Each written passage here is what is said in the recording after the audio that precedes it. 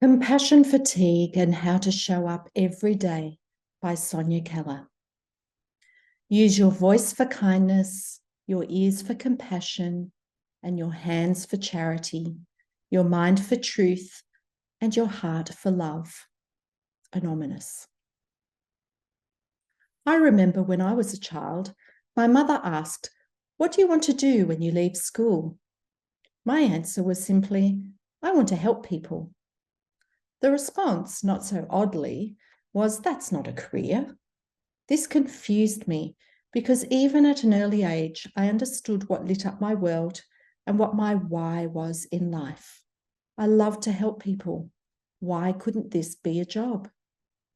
My other love in life was music. I lived and breathed music from an early age and became an accomplished violinist by the time I started high school. I performed at many concerts and, being somewhat of a rarity, was known at school as the violin girl. It became a fluid part of my identity, and I loved it. I helped people connect with their inner yearning, the desires long forgotten, and brought joy, beauty, and restoration to those who listened. After completing my secondary education, I became a classroom music teacher. I taught in primary and secondary schools for several years and discovered many things about myself along the way, like how much I detested the uncontrolled banging of percussion instruments and the germ welding, spit flying recorders from students blowing their instruments as if their lives depended on it.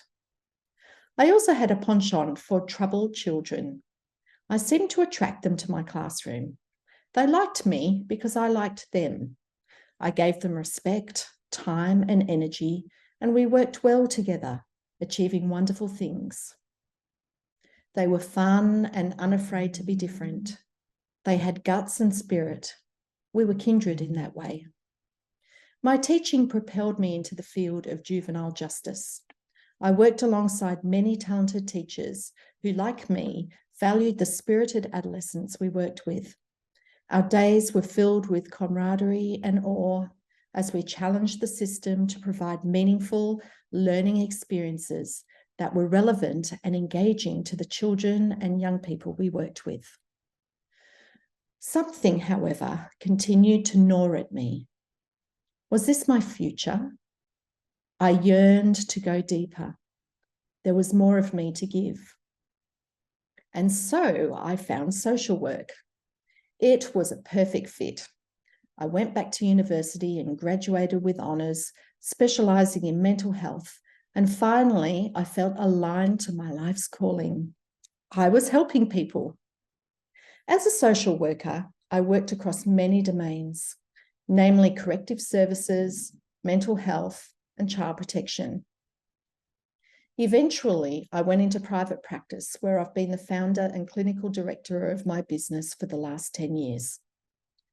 Private practice gave me autonomy to follow my passion, be my own boss, and work with my ideal clients. It allowed me flexibility to choose my own hours and go deep.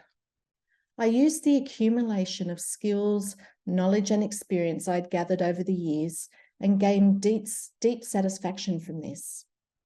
My practice grew and grew until I had to seek other ways to expand, and expand I did. You see, I was in tune with my life's calling and purpose. I was in alignment and flow. Compassion fatigue. In my business, burnout is often referred to as compassion fatigue. This is a general term applied to anyone who suffers because of serving in a helping capacity. Rothschild, 2006.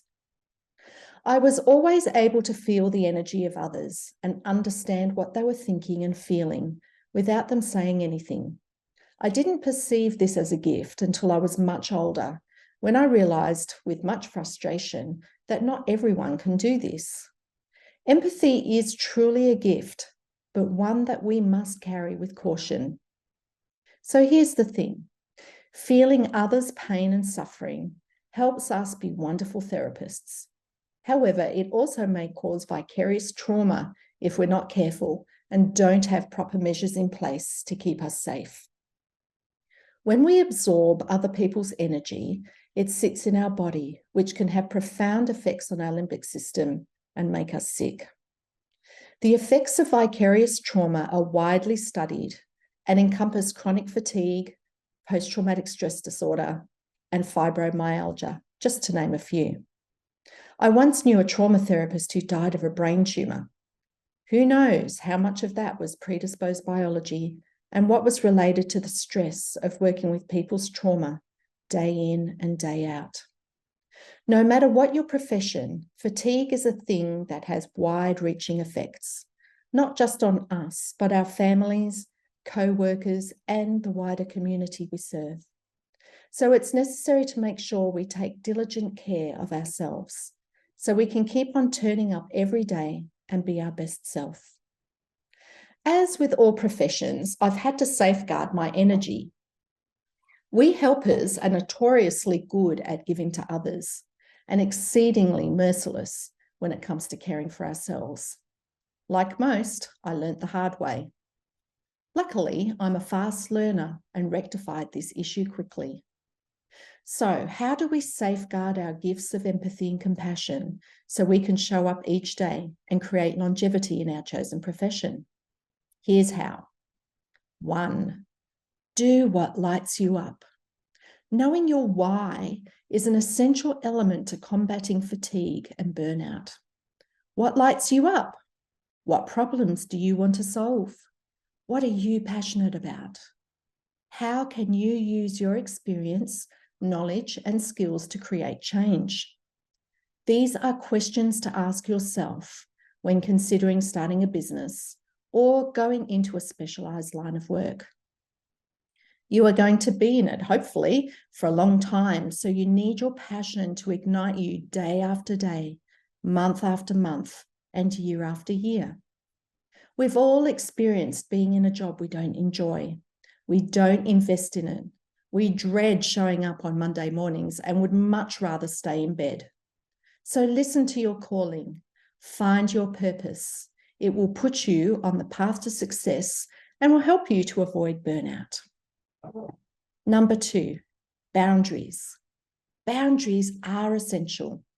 There is a preconceived notion that as helpers, we should do it for free because we are good people. Additionally, we should be available at a moment's notice for those in need. This is dangerous on many levels. Personally, I do not believe in altruism. True altruism requires you to do things for nothing in return. If we're completely honest, everything we do indicates a return of energy. This is a basic universal law. It may not be in monetary form, but the sheer joy we feel when helping others is receiving something, right? Another boundary issue I come across often is that of charging your worth. We should not feel guilty charging for our services. The helping profession is just that, a profession. Social work, counselling, and psychotherapy can be a lucrative career if we manage it appropriately. We complete years of study so we can help others through our chosen modality. We receive money and satisfaction in return. We're not selfish by taking care of ourselves before helping others. Neither are we selfish by charging our worth. So why am I harping on about this? So many people who are helpers feel guilty for being paid what they are worth. They feel pressured to say yes to new clients when they can't fit them in, often with little to no monetary return. I know because I'm guilty of this myself. The inevitable outcome to giving into this pressure is overwhelm, burnout, and compassion fatigue. I once had a new psychologist fresh from university seek my services for clinical supervision. I was horrified to hear she was seeing clients for up to 2 hours per session and not charging the extra time. As a young, extremely attractive female, she was also putting up with lewd comments and sexual harassment from male clients who were devaluing her as a woman and as a professional. We nipped those issues in the bud straight away. Charging your worth and capping how many people you can comfortably see in one day is vital. This, of course, will vary from person to person. I see around 8 clients per day, but I also put time aside every Monday to play beautiful music with my string quartet and recharge my batteries. Others can only manage 4 clients a day, and that's fine too. No matter what profession you're in, having boundaries around your work and time is crucial. Another area worthy of attention is work-life balance. I only answer calls during business hours. People push those boundaries constantly by calling at all times, night and day, to book appointments, but I don't succumb. Once I had someone call me on a Sunday morning at 10 a.m. and I accidentally picked up the call. They wanted to tell me all about their trauma and book an appointment. They seemed so surprised when I said, I don't work on Sundays, and to call back on Monday morning. Imagine. We cannot serve people effectively if we lack boundaries. By modeling healthy boundaries, we are safeguarding our energy and reflecting how to have healthy relationships with others. Number 3, self-compassion. Dr. Kristen Neff, a clinical researcher, defines self-compassion as the process of turning compassion inward. She implores that we need to be kind and understanding rather than harshly self-critical when we fail, make mistakes, or feel inadequate. Research shows that self-compassion is one of the most valuable sources of coping and resilience we have available to us, radically improving our mental and physical well-being. It motivates us to make changes and reach our goals, not because we are inadequate, but because we care and want to be happy. I've learnt an incredible amount from Dr. Neff's research, and by simply treating myself as I would a good friend, I have turned situations around where I would normally be my harshest critic. Number 4, meditation. I'm an absolute believer in the power of meditation. I meditate twice daily for 30 minutes each time. This enables me to reduce the amount of cortisol in my bloodstream, regulate my amygdala, the part of the brain that's responsible for emotions, emotional behavior, and motivation, and change or engage my parasympathetic nervous system, which calms the stress response and releases endorphins, the feel-good hormones, into my body. Yippee! There are many types of meditation you could explore. I practice the Vipassana style, a mindfulness practice that creates understanding over one's mind. By meditating twice daily, I am more equanimous and less reactive to psychosocial stresses. I practice and teach the work of Dr. Bruno Cahun, a clinical psychologist and professor in Tasmania, who launched the MICBT program for well-being and personal growth. Anyone who completes this program underpinned by Vipassana-style meditation experiences profound changes in the way they perceive and manage stress. I cannot recommend it enough. My clients and I are forever grateful for being introduced to this life-changing technique. Meditations that focus on somatic feelings in the body are preferable for treating compassion, fatigue, and trauma, as there are profound links between the mind and the body when processing distress and suffering. Research indicates that trauma sits in the physical body, which, left unchecked, can fester and cause a myriad of issues. If you're new to meditation, you could start simply by downloading an app to your phone. There are many apps that provide guided meditations, and you are sure to find something that feels right for you. Start with 5 or 10 minutes, then increase from there. Number 5, pleasure, achievement, and connection. I utilize behavioral activation in my practice. This is a cognitive behavioral therapy tool primarily used for the treatment of depression, but the contents are valuable when seeking remedies for compassion fatigue and burnout. The premise of behavioral activation is to equally balance 3 areas in your life: pleasure, achievement, and connection. When engaging in pleasurable activities, your brain produces endorphins, which give you feelings of contentment and well-being.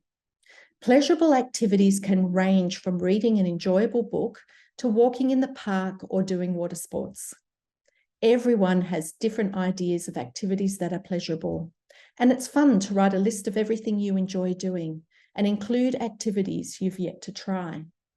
Stick the list on your fridge, and when at a loose end, pick an activity and do it. Similarly, the brain produces a powerful neurotransmitter called dopamine, and we experience this when we feel a sense of achievement. Dopamine helps us feel good and is key to motivation.